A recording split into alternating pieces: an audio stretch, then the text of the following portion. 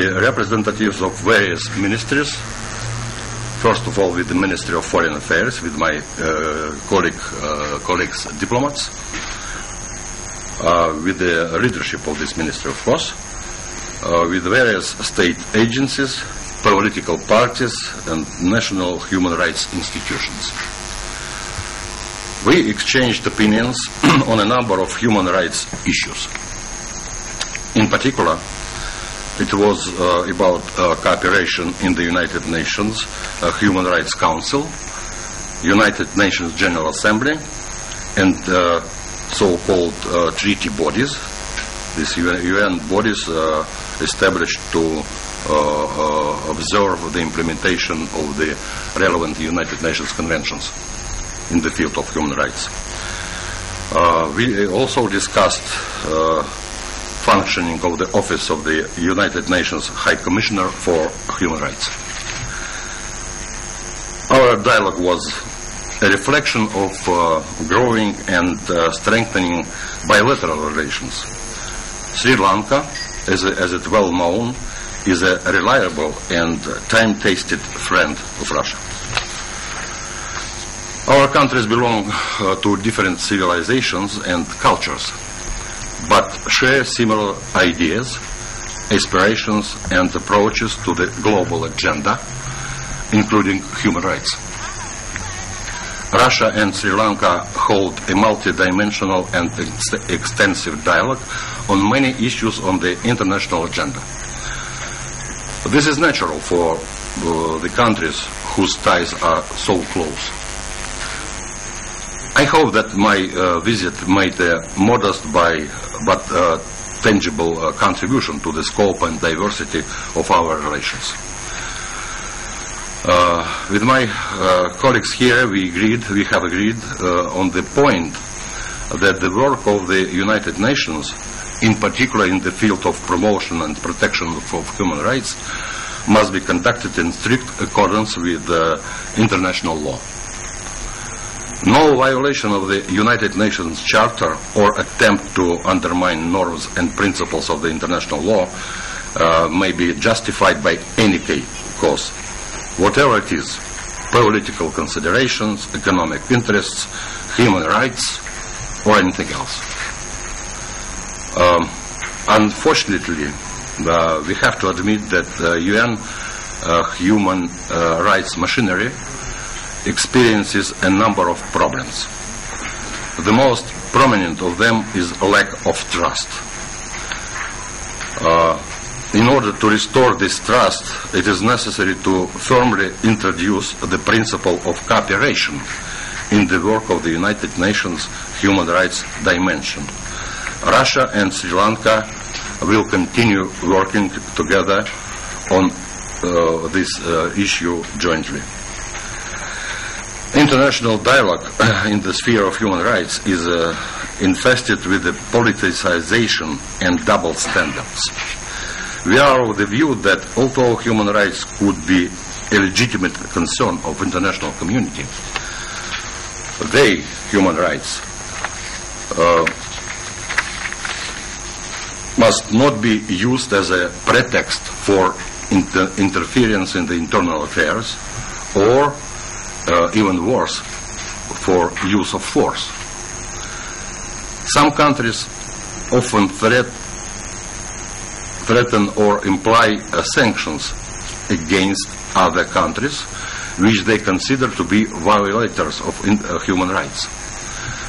Russia rejects such an approach. Those sanctions only increase suffering of people and contribute to aggravating their situation. Everyone must firmly uphold general principles of technical assistance in human rights promotion. It must be provided on request of the state concerned, and must be politically neutral. No state must be forced to accept technical assistance. Russia's position on country-specific human rights situations is known well.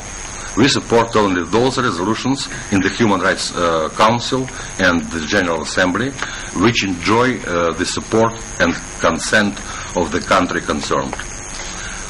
and no country is free of human rights violations. Therefore, we reject the practice of teaching, naming, and shaming, which actually discredits human rights issue. Okay. Have you finished? Okay. You know what? As being diplomat, I normally do not comment hypothetical issues, and it is inappropriate to make comments on the event which has not happened. Let's see. Let's wait and see. But as a matter of principle, I think I was clear that our principal position is that there should not be country-specific resolutions in the Human Rights Council and General Assembly. Please allow me to remind that some time ago it was a reform of the human rights dimension of the United Nations has been undertaken. The Council, the Human Rights Council, was established, and in our view, the main achievement of this council is the establishment of the UPR, Universal Periodic Review Procedure, which should be strengthened and should be practiced. I will explain why. It's clear, but once again, because all United Nations member states, they will pass or already have passed this procedure on a voluntary basis. Voluntary basis is a key word here because it reflects the sovereignty of the states. I mentioned that the rule of law should be respected in the international relations, and state sovereignty is one of part of this rule of law. By the way, in more general terms, I would like to remind you that the Russian Federation is strongly committed to the promotion of the rule of law in the international relations. Not just in human rights, on human rights issues, in some other areas and countries as well. And this is a well-known fact. And we believe that the Universal Periodic Review procedure is a good direction of cooperation of sovereign state within the Human Rights Council.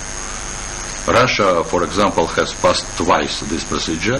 We got many recommendations. We accepted majority of them, and we are now implementing. The same is with the other member states, because it's not possible to impose human rights or impose international ruling in this field. We strongly believe in this principle. The attempts to impose international inquiry of any kind, let's say, will be counterproductive, because once again it puts to the question the objectiveness of the local institutions, and more generally undermines the principle of sovereignty of the states.